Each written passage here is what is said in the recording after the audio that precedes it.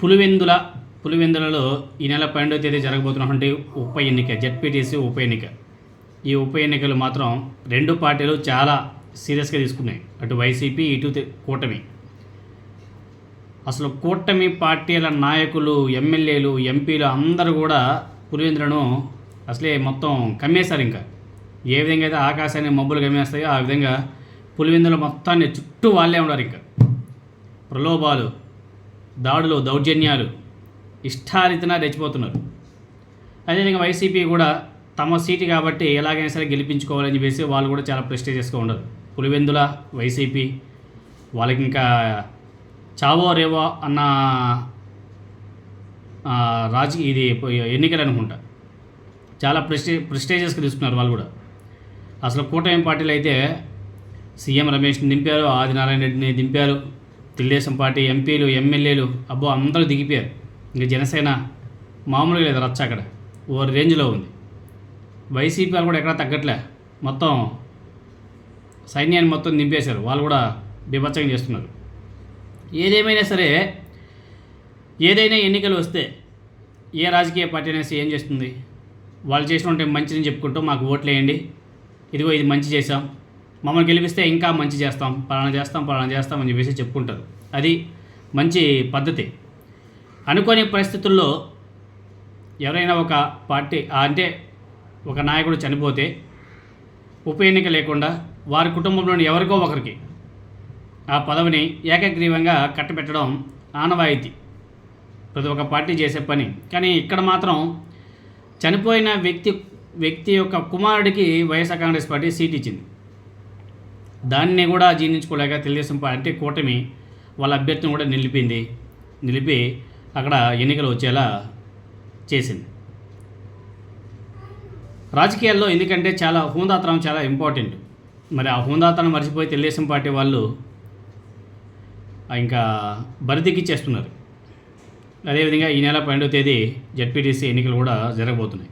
ఇక్కడ ఇంకొకటి ఏమంటే, నిన్న జెడ్పీటీసీ ఉప ఎన్నికల్లో ఇండిపెండెంట్ అభ్యర్థిగా పోటీ చేస్తున్నటువంటి సైదాపురం సురేష్ రెడ్డి, అమరేశ్వర్ రెడ్డి వీళ్ళిద్దరూ తెలుగుదేశం పార్టీ కార్యాలయం పక్కనే ఒక ఫంక్షన్ హాల్లో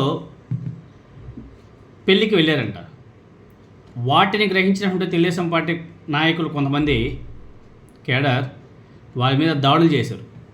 దాడులు, దౌర్జన్యాలు, అసలు మొత్తం బ్లడ్ కారిపోతుంది. చాలా దారుణం. అప్రాక్సిమేట్లీగా వాళ్ళు కుర్చీలో కూర్చొని ఉండగానే తెలుగుదేశం పార్టీ కార్యాలయం నుంచి 30 మందికి పైగా ఆ పార్టీ నాయకులు, కార్యకర్తలు కర్రలు, రాళ్లతో వచ్చి హత్యాయత్నానికి పాల్పడ్డారు. 30 మంది. సురేష్కు సంబంధించిన వాహనాన్ని కూడా ధ్వంసం చేశారంట. ఆ దాడిలో అమరేశ్వర్ రెడ్డి తలకు బలమైన గాయం కూడా అయ్యింది. సురేష్ రెడ్డికి కమిలిన గాయాలయ్యాయి, చేయి విరిగింది. వీరిని పులివెందులలోని ప్రైవేట్ ఆసుపత్రికి తరలించడం కూడా జరిగింది. కడప ఎంపీ వైఎస్ అవినాష్ రెడ్డి గారు వెళ్ళి ఆ బాధితులను పరామర్శించి అండగా ఉంటామని చెప్పేసి కూడా భరోసా ఇచ్చాడు. ఎందుకు అవసరమా ఒక చిన్న జెడ్పీటీసీ ఎన్నిక కోసం ఇన్ని దాడులు, దౌర్జన్యాలు? ఎందుకు అంత భయం? ఏమైపోతుంది? ఓడిపోతే ఓడిపోయా. ఎందుకు ఈ కూటమి అంత ప్రెస్టీజియస్గా తీసుకొని ఇంత గబ్బు లేపాల్సిన అవసరం ఏముంది? ఎందుకంటే తెలుగుదేశం పార్టీకి ఎక్కడా కానీ గెలుపు అవకాశం లేదు.